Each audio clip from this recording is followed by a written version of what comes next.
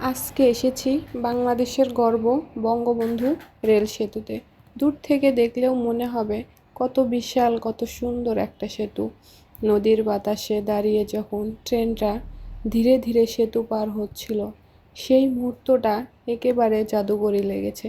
পাশেই ছিল শান্ত প্রকৃতি, নদীর ধারে মানুষজনের হাসি। আর আমি শুধু ভাবছিলাম, এই তো আমার বাংলাদেশের অগ্রযাত্রা। এই ভিডিওটিতে চেষ্টা করেছি দেখাতে নদীর সৌন্দর্য, আশেপাশের পরিবেশ আর সেই মুহূর্তের অনুভবগুলো। বিশ্বাস করো, ভিডিওটা বানাতে গিয়ে মনটা ভরে গেছে গর্বে আর ভালোবাসায়। তুমি ভিডিওটা দেখলেই বুঝতে পারবে, এটা শুধু একটা সেতু নয়, এটা বাংলাদেশের স্বপ্নের প্রতিচ্ছবি।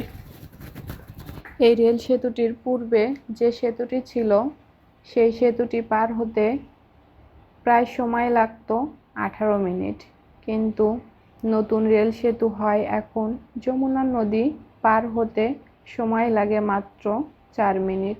বঙ্গবন্ধু সাফারি পার্ক থেকে শুরু করে টাঙ্গাইল এসে পৌঁছাইতে বঙ্গবন্ধু রেল সেতুতে সময় লেগেছে মাত্র 4 মিনিট।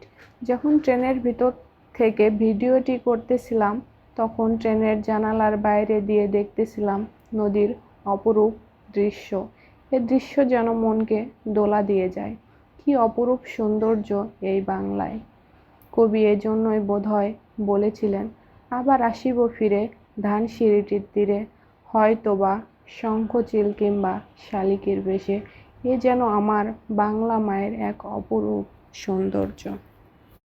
আমার কিন্তু ভীষণ ইচ্ছা করতেছিল এই নদীতে সাঁতার কাটতে। নদীর পানিগুলো এত পরিষ্কার এবং স্বচ্ছ ছিল যে আমার বারবার ইচ্ছে হচ্ছিল ট্রেন থেকে নেমে নদীতে নেমে যাই। নদীতে অনেক পানি ছিল, বর্ষার পানি, কিন্তু তবুও মাঝে মাঝে চর দেখা যাচ্ছিল। নদীর মাঝে মাঝে সবুজের সমারোহ। আসলেই এগুলো কিন্তু কোনো গাছ বা বন জঙ্গল নয়, এগুলো নদীর বুকে চর জেগেছে। নদী পার হতে দেখা যায় সেনানিবাস। সেনানিবাসটাও ছিল কিন্তু অনেক সুন্দরভাবে তৈরি করা। সবুজের সমারোহ আর প্রকৃতি যেন এক অপরূপ সৌন্দর্য ঢেলে রেখেছে এই সেনানিবাসে। সেনানিবাসের প্রত্যেকটা ভাইদের প্রতি কৃতজ্ঞতা। তারা তাদের সেনানিবাসটি সাজিয়েছে প্রকৃতির অপরূপ সৌন্দর্যে।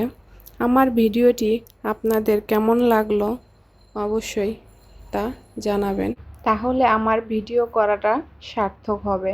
আপনারা যখন সমর্থন করেন, তখন ভিডিও করার একটা অনুপ্রেরণা আসে। তাই অবশ্যই আপনারা আমার পাশে থাকবেন এবং সাপোর্ট করবেন।